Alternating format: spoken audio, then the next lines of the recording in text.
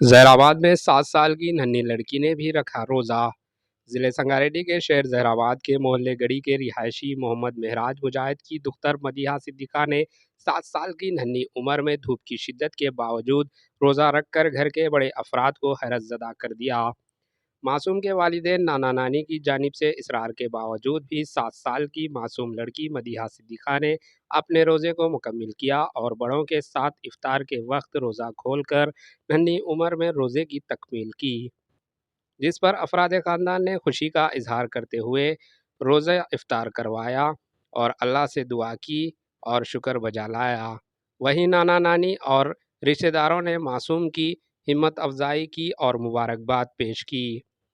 بڑوں کو رمضان المبارک کی آمد کے ساتھ ہی رحمتوں اور برکتوں کا نورانی ماحول پیدا ہوتا ہے اور بچوں میں روزہ رکھنے کی خواہش پیدا ہوتی ہے۔